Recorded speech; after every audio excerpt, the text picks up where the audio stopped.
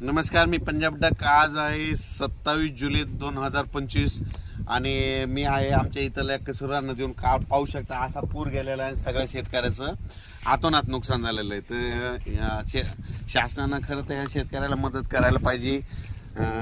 या ठिकाणी पंचनामे करून यांना मदत द्यायलाच पाहिजे, कारण की खूप अतिवृष्टीने आमच्या परभणी जिल्ह्यात सगळ्या राज्यात जालना जिल्हा बऱ्याच ठिकाणी ज्या ठिकाणी नुकसान झालं त्यांचं भरपाई द्यायलाच पाहिजे।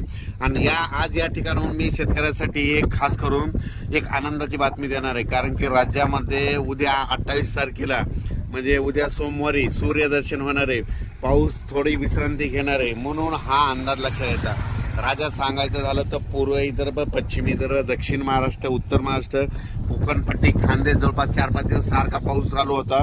कुठं रिमझिम पडला, कुठं मुसळधार पडला, कुठं अतिमुसळधार पडला, कुठे वडे नाले वाहिले, कुठे नदीला पूर आला, कोणत्या धरणाचं पाणी सोडलं, असा पाऊस पडला। पण शेतकऱ्याला आता अपेक्षा आहे की हा पाऊस कधी उघडतो। तर सर्व शेतकऱ्याला सांगू इच्छितो की उद्याच्याला म्हणजे सोमवारी उद्या 28 तारखेला सूर्यदर्शन ठिकठिकाणी होणार आहे।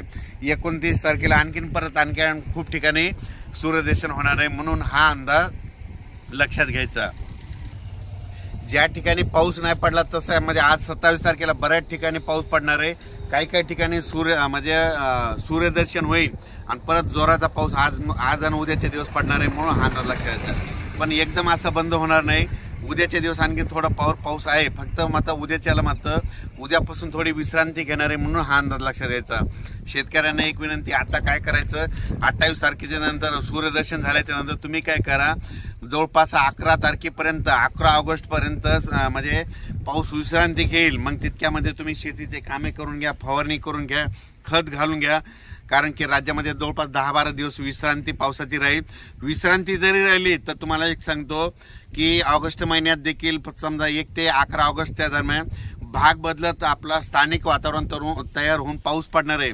फक्त जे मोठा पाऊस म्हणतो ते मोठा पाऊस मात्र ऑगस्टच्या दुसऱ्या आठवड्यात येणार आहे, म्हणून हा अंदाज लक्षात येतात। राज्यात आज देखील पूर्व विदर्भ, पश्चिम विदर्भ, दक्षिण महाराष्ट्र, उत्तर महाराष्ट्र, कोकणपट्टी, खानदेश वेगवेगळ्या ठिकाणी दुपारनंतर थोडं ऊन पडेल, पण अर्ध्या एक तासाचा मोठा जोरदार पाऊस ठिकठिकाणी पडणार आहे, पण भाग बदलत पडणार आहे, म्हणून हा अंदाज लक्षात घ्यायचा।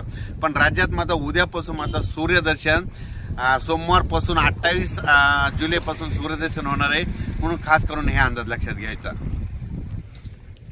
ज्या शेतकऱ्यांचं हे नदी काठचं असं पीक वाहून गेलेले, तुम्ही काय करायचं, ग्रामसेवक, तलाठी, गावचे सरपंच त्यांना घेऊन तहसीलदाराकडे जायचं आणि त्यांना म्हणायचं पीक पाहणी करा, आमचं नुकसान द्या, असं तरी कमीत कमी म्हणा। कारण की तुम्ही जर स्वतः गेले नाही तर तोपर्यंत तुमची कोणी मदत करणार नाही।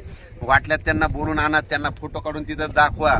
म्हणून माझी सगळ्याला विनंती, नसं कसं आहे घर बसले ते कोणी बघायला येत नसतं, म्हणून माझी सगळ्याला विनंती आहे, ठिकठिकाणी असं मुसळधार पावसानं नुकसान झालेलं आहे, म्हणून सर्व शेतकऱ्याला सांगितलं होतं तुम्ही काय करा, गावचे सरपंच, त्याच्यानंतर तलाठी, ग्रामसेवक, वाटल्या तहसीलदार साहेबांना देखील त्यांना एक निवेदन द्या, आमच्या भागात नुकसान भरपाईचं पाहणी करा म्हणून।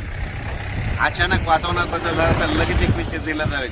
पण राज्यात मात्र उद्या 28 तारखेपासून सूर्यदर्शन होणार आहे, म्हणून खास करून शेतकऱ्यासाठी आनंदाची बातमी।